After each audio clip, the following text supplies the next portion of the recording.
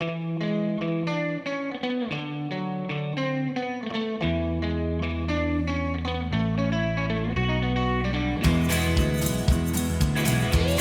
plus tarder, je laisse maintenant la parole à ceux qui ont des questions auxquelles j'aurai le plaisir de répondre avec Sébastien et Vincent aussi qui sont là. Merci.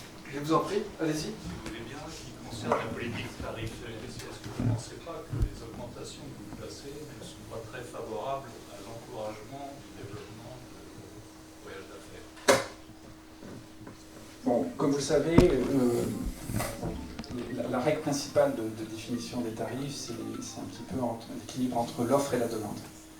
Ce qu'on a constaté là depuis quelques mois, c'est une très très forte demande de transport, à la fois à loisir mais aussi à faire. Et dans le même temps, la plupart des acteurs n'ont pas retrouvé les niveaux d'offres qu'ils avaient avant la crise. Donc très clairement, il y a une demande qui est supérieure à l'offre qui est mise en place. Ça conduit effectivement les tarifs à augmenter. Vous rajoutez à ça quand même qu'il y a des coûts qui ont augmenté. Alors c'est une façon de répondre aussi à la question sur l'Ukraine, mais en tout cas, l'impact indirect très fort de la crise ukrainienne, c'est l'augmentation du prix du kérosène. C'est aussi d'une façon générale une augmentation de l'inflation générale.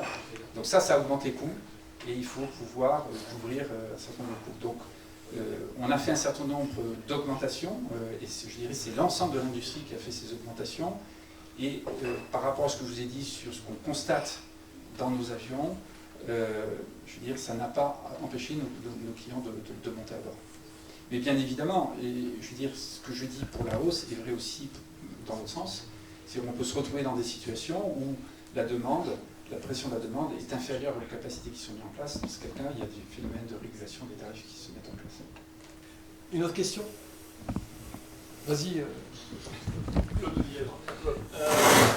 Aujourd'hui, une des préoccupations des entreprises, c'est clairement l'empreinte carbone.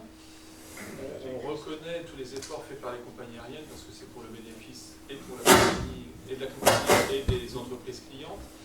Mais on sait également qu'il y a un paramètre qui est incontournable aujourd'hui, qui sont les routes aériennes. Est-ce que vous avez un espoir sur l'évolution de la réglementation de l'organisation européenne notamment, je ne connais pas à l'échelle mondiale, mais une évolution de... C'est pire. Sans micro, si La technique est... coupe le micro sinon, Aziz. Ouais, on s'entend. Donc en gros, on reconnaît l'effort des compagnies aériennes pour réduire cette empreinte carbone, mais il y a un facteur incontournable qui est celui qui sont les contraintes réglementaires et organisationnelles du transport aérien en Europe notamment. Donc est-ce que vous avez des espoirs que cette pression du marché, cette pression de l'économie amène les choses à changer au niveau des gouvernements? Ce que j'ai envie de vous dire, c'est ensemble portons ce message. Je pense qu'effectivement, il y a des enjeux importants à une réorganisation de l'espace aérien. De notre côté, nous, compagnies aériennes, au-delà de ce que je viens d'évoquer sur le renouvellement de la flotte, il y a ce qu'on a fait, l'éco-pilotage. Donc c'est déjà un peu, c'est revoir aussi. Donc dans l'éco-pilotage, il y a deux aspects. Il y a ce qui se passe au sol. C'est déjà rouler avec un moteur au lieu de deux, mais c'est aussi revoir les approches pour optimiser les vols et les trajectoires et donc réduire de 2-3%. Mais c'est vrai que si on va aller plus loin, il faudrait aussi revoir et optimiser le ciel aérien. Là, c'est des enjeux de politique avec les aviations civiles, notamment l'aviation civile française. Et nous sommes effectivement, nous portons ce message-là en demandant aux pouvoirs publics d'être cohérents. D'un côté, souhaite que l'empreinte carbone se réduise. Là, il y a un gisement potentiel. Mais vous connaissez aussi, comme moi, les freins à ces changements. Et je pense que voilà, tous les gens de bonne volonté sont... Je me permets, si tu veux bien, une deuxième question. Je t'en prie. Je représente l'Association française du travel management au travers de l'association européenne toute nouvelle qui s'appelle BT for Europe, qui regroupe les associations européennes du travel management justement avec vocation d'avoir des actions communes au niveau européen. Est-ce que vous pensez qu'entre compagnies aériennes et associations représentant finalement les entreprises, il peut y avoir une action commune à ce niveau-là? Oui, moi je pense.